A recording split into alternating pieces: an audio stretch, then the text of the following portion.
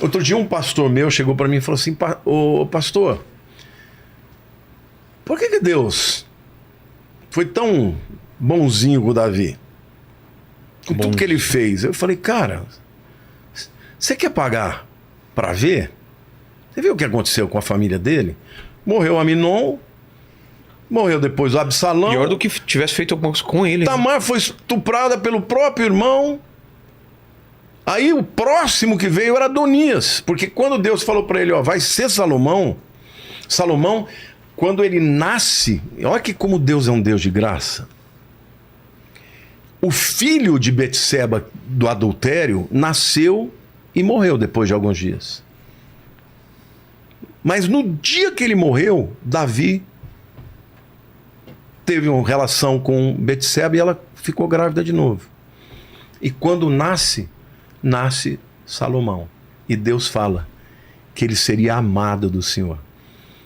Deus chamou ele de Gedidias. Yedid é querido. Yedid-Yah.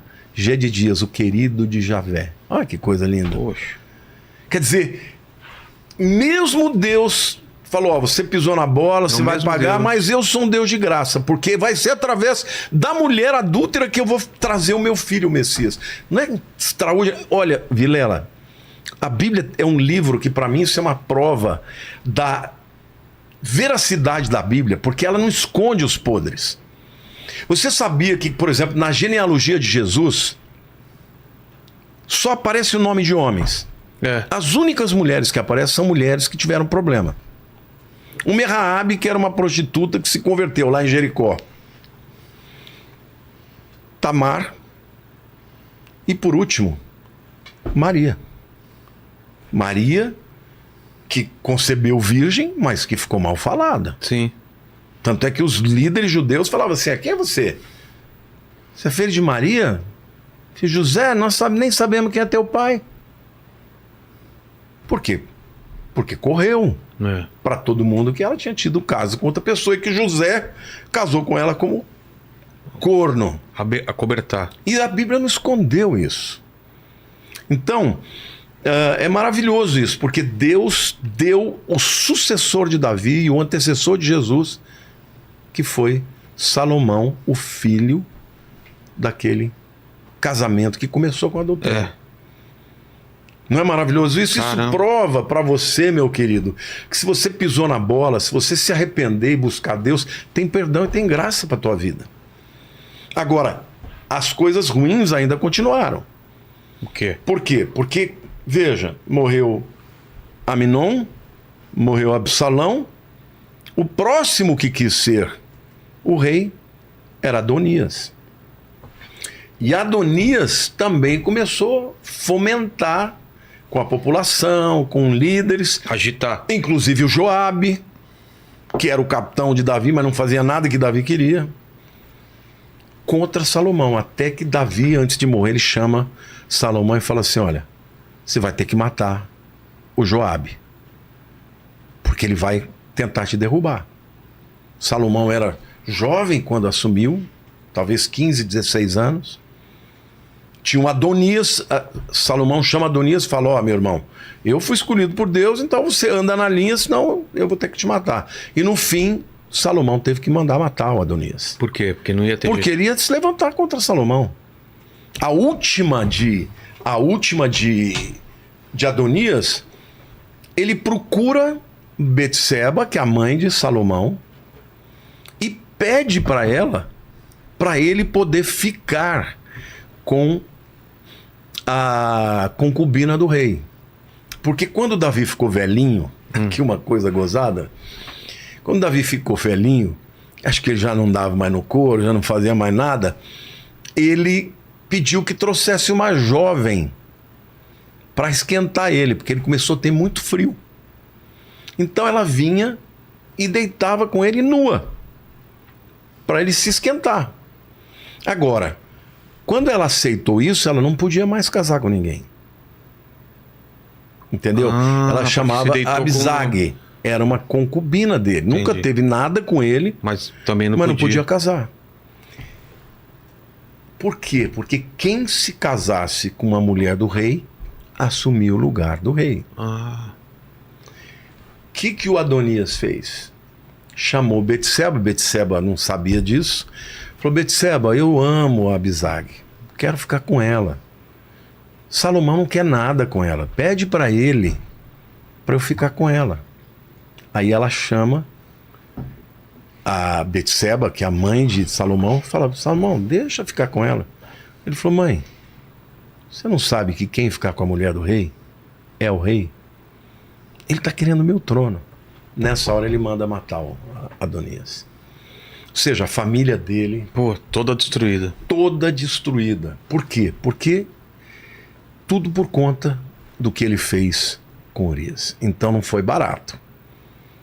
No mundo teve perdão? Teve, mas teve consequências. No mundo espiritual tem um preço a ser pago sempre. Quando você abre uma brecha, você abre uma legalidade... Tem consequência. Tem consequências.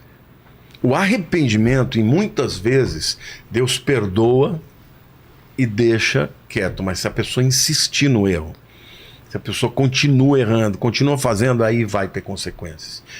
Agora, a Bíblia diz que Davi era um homem segundo o coração de Deus. Às vezes eu piro. Eu falo, Deus, como é que esse cara é o cara? Exato, eu sempre pensei isso também. Porque o coração dele para com Deus era extraordinário. Você viu os salmos de Davi? Ele adorava a Deus, ele falava, Deus é tudo, o Senhor é extraordinário, entendeu? Por exemplo, quando Davi tinha pecado com Betseba, porque Saul, todas as vezes que Deus mandava o profeta para adverti-lo, ele justificou. Você já teve com alguém que pisou na bola com você, você vai, confronta e a pessoa justifica? Como é que ele chama? Tuti, não faça isso. Sempre tem uma desculpa. Ah, porque isso? Ah, porque aquilo? Ah, porque aquilo outro? Tô mentindo ou não? Vai justificar agora, vai se justificar. Não vou, eu só vou aceitar. Mudou daqui pra frente? Cara, tem algo. É que tem, como eu falei, tem semanas. O Lênin é um cara que aceita. Você é um cara que não, veja bem, não é bem assim, aquele negócio lá. Mas eu já tentei justificar mais. Agora eu tô dando uma. Eu só tô aceitando. Simplesmente essa semana eu só tô aceitando. Tá certo. E é mais ou menos. E Davi não era esse, ele aceitava que ele tinha errado. Davi, por exemplo, quando ele pecou com Betseba, um dia chega o profeta Natan. O profeta Natan era um profeta que Davi amava. Mais velho que ele ou não? Não, ele era o homem de Deus no lugar de Samuel. Ah, tá. Entendeu? E Davi respeitava os profetas. Os profetas iam lá e... Entendeu? O Davi era o seguinte... Escreveu, não leu, um pau comeu. Por exemplo, tinha uma mulher, que é Abigail, que ela era esposa de um homem chamado Nabal. A Bíblia chama ele de filho de Belial. Filho de Belial é o pior xingamento que você podia demônio, dar. né? É um demônio. Certa vez Davi estava cansado, estava chegando com os soldados dele e ele estava morrendo de fome, de cansaço. Ele manda umas pessoas na frente para dizer, olha, Davi está chegando, pede para Nabal preparar tal, comida, bebida para os homens, para os animais. Nabal falou, o que eu tenho com esse Davi? Não vou dar comida nenhuma e não vou dar nada para ele. Quando Davi soube, ele falou, vou matar esse cara. Vou matar ele, vou matar a mulher dele, vou matar todo mundo.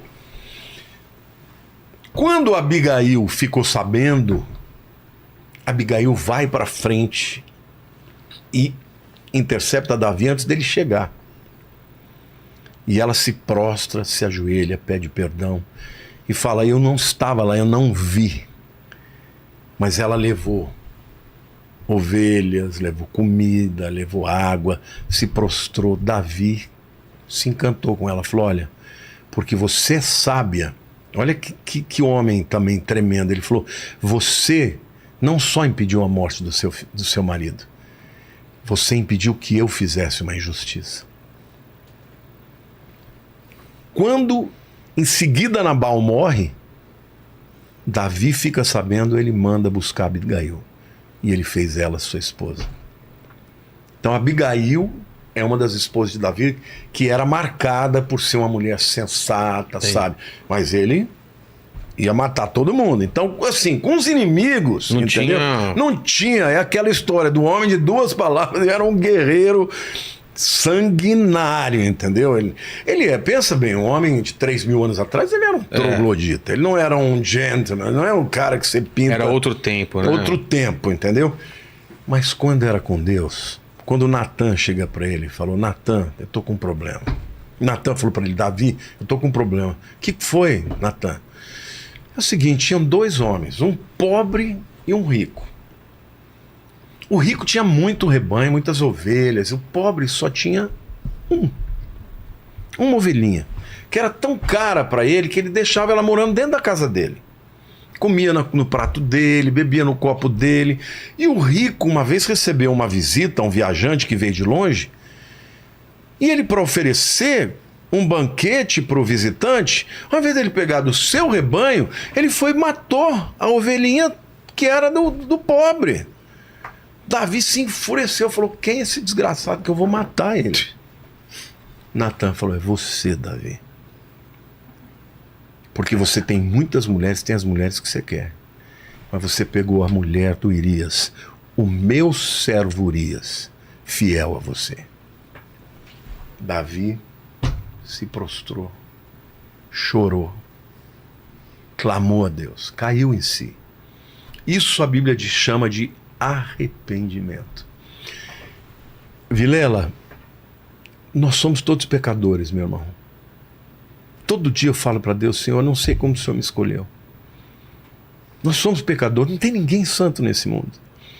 Agora, se tem uma coisa que Deus não suporta, é uma pessoa pecadora se achar melhor que as outras. Porque cada um tem a sua guerra, cada um tem a sua luta, cada um tem os seus defeitos. Ninguém é melhor que ninguém. Quando a gente chegar no céu, a gente vai chegar a olhar para Jesus e falar: foi por causa dele, foi por minha causa. Então, Davi era um homem quebrantado, ele se quebrantou perante o Senhor. E Natan falou assim: olha, Deus vai te perdoar, mas o filho que nascer vai morrer. Putz. Quando nasceu, o menino ficou doente, ele ficou jejuando, entrou no quarto, ficou deprimido, não deixava ninguém entrar, e ele ali, deprimido, não comia, não fazia nada, até que um dia ele ouviu soldados falando, cochichando, ele falou: ele morreu? Ele estava com medo de contar para o menino que o menino morreu. Eles falaram: morreu, Davi. A Bíblia diz que ele lavou o rosto e foi comer. Aí eles perguntaram: mas como assim? Você estava desesperado, sofrendo, agora que você soube que ele morreu? Ele disse assim: eu não vou a ele. Não, ele não vem a mim, mas eu vou a ele. Ele entendeu que Deus falou não, mas ele se arrependeu nesse processo profundamente. E Deus se agradou dele, que no mesmo dia ele tem uma relação com Betseba, ela fica grávida, e quando nasce o filho daquela mulher que provavelmente era rejeitada por todo mundo, pelas próprias outras esposas e concubinas, ele é chamado de Jedidia, o amado de Javé. Assim, eu fico muito emocionado, porque o amor de Jesus é lindo, né? Ele faz isso, ele pega um pecador, o pior que tem, o pior bandido do mundo, e ele transforma a vida das pessoas. Então, por isso que a Bíblia diz que os que se humilham serão exaltados, mas os que se exaltam serão humilhados. E Davi era esse homem, ele não queria saber do que os outros iam pensar. Ele queria saber do que Deus ia pensar. E ele era um homem que tinha comunhão, ele ia buscar 7 vezes por dia na frente do tabernáculo. O tabernáculo, os rabinos dizem que ele tinha um linho branco, não o tabernáculo de Moisés, tá? Que tinha uma estrutura de várias peles pesadas. Não, aquele era de linho branco. E lá dentro estava a arca. Quando batia o sol, a sombra que fazia no final do dia, fazia com que a sombra dos querubins viesse para fora da tenda. Davi se prostrava onde estava a sombra, para dizer para Deus: eu quero estar onde está a tua presença. Então Deus amou esse homem e teve um compromisso com ele. Disse: olha, nunca vai faltar um descendente para o trono. E ele foi o antecessor de Jesus. Jesus era chamado de filho de Davi. Ah, é? É. Jesus é descendente de Davi. Tanto de Maria, que foi a única realmente humana, né? Quanto de José. José, vamos dizer assim, pela autoridade dos homens e tal, mas Jesus era descendente de Salomão e de Davi. Um dos lados de Salomão, o outro lado de um outro filho de Davi, mas foi descendente de Davi pelos dois lados. Por isso que Jerusalém é a cidade tão amada, porque aquele lugar é um lugar especial desde os primórdios. Os rabinos dizem que lá foi o mundo fundado. Depois foi lá que Isaac foi oferecido por Abraão. Foi lá naquele lugar que Melquisedeque encontrou com Abraão. Foi lá que Jesus, o Cordeiro de Deus que tira o pecado do mundo, foi oferecido. Naquela região, né? Foi no Gólgota, mas naquela cadeia de montanhas. A cidade de Jerusalém é a cidade que Deus mais ama na terra.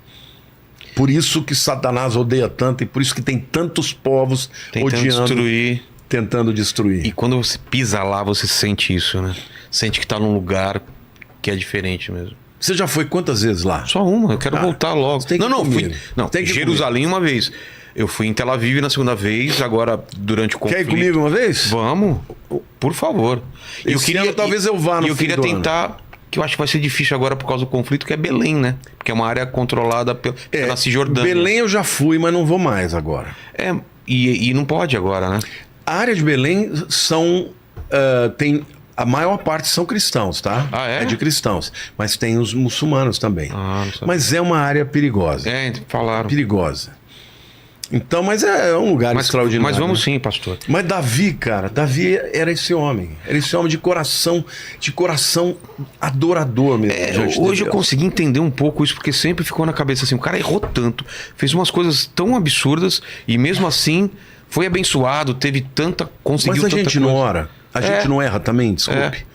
E por que... Qual a diferença de Davi e Saul? É que a gente imagina que um tipo de pessoa dessa não erra, né? Que é totalmente... O que acontece? Saul, quando Deus confrontava, ele não chorava, ele não se quebrantava. O que ele fazia? Dava desculpa. Quantas pessoas que você conhece, que você fala de Cristo, você fala, você é um pecador como eu sou também, como todo mundo é. Um dia eu falo, eu tive muita chance e deixei passar todas as vezes. E fala, não, eu não preciso, eu não mato, eu não roubo, eu não faço nada contra ninguém. E o outro fala, não, eu sou pecador mesmo, eu não mereço. Eu não mereço a salvação, não mereço bênção nenhuma. E Deus fala, mas todos pecaram. Como ladrão, na última hora, ao lado de Jesus, né? Ele teve tempo de fazer alguma boa ação? Não teve. Mas, no entanto, Jesus disse, hoje mesmo estarás comigo no paraíso. Então, Davi é um cara extraordinário nesse